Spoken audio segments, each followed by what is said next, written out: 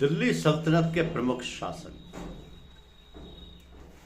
दिल्ली सल्तनत के प्रमुख शासक ये, अगर हम इतिहास की बात करें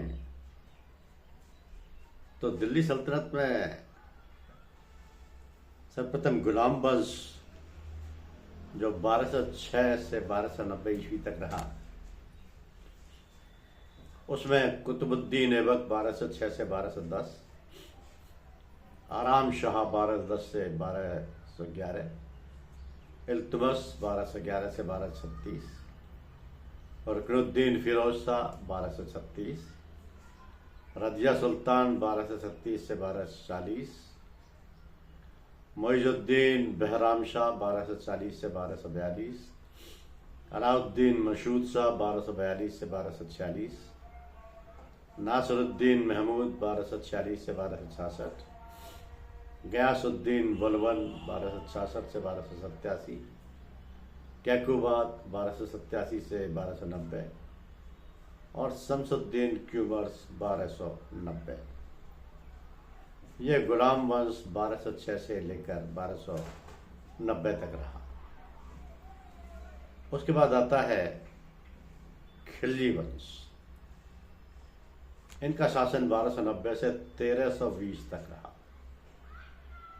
खिलजी वंश में जलालुद्दीन फिरोज खिलजी 1290 से 1296, अलाउद्दीन खिलजी 1296 से 1316, शहाबुद्दीन उमर 1316, कुतुबुद्दीन मुबारक खिलजी 1316 से 1320, नासिरुद्दीन खुसरो शाह 1320, अलाउद्दीन खिलजी मार्केट भी है, नवाबुद्दीन उस्मर 1316, कुतुबुद्दीन मुबारक 1316 और नासिरुद्दीन खुसरो शाह 1320।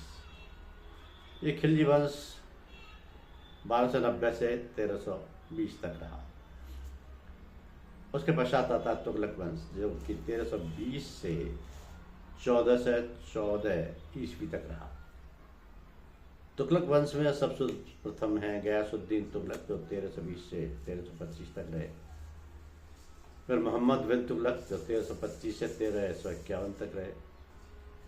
फिरोज शाह तुगलक 1351 से 1388, गयासुद्दीन तुगलक तृतीय 1388 से 1389, अबू बकर शाह 1389 से 1390, नासिरुद्दीन महमूद 1390 से 1394, अलाउद्दीन सिकंदर शाह 1394, मोहम्मद नसरुद्दीन 1394 से 1413 और नुसरत शाह 1394 से 1398।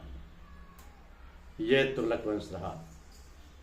उसके पश्चात आता सैयद वंश। सैयद वंश 1414 से 1451 ईस्वी तक रहा, जिसमें खिज़ज्ञान 14 से 14 से लेकर 14 से 21 तक रहे। मुबारक शाह 1421 से 1434 तक रहे। मोहम्मद शाह 1434 से 1445 तक रहे और अलाउद्दीन आलम शाह 1445 से 1451 तक रहे। तत्पश्चात लोधी वंश। लोधी वंश 1491 से 1526 ईस्वी तक इन्होंने शासन किया। बहलोल लोधी सर्वप्रथम शासक थे लोधी वंश के, जो 1491 से 1489 तक रहे। सिकंदर लोधी 1489 से 1517, इब्राहिम लोधी 1517 से 1526, ये 1526 तक का इनका शासन काल है। सर्वाधिक शासन तुगलक वंश ने किया जो 94 वर्ष का था। न्यूनतम शासन खिलजी वंश ने किया जो 30 वर्ष का था। दरबारी भाषा इनकी फारसी होती थी और अंतिम शासक थे इब्राहिम लोधी। धन्यवाद।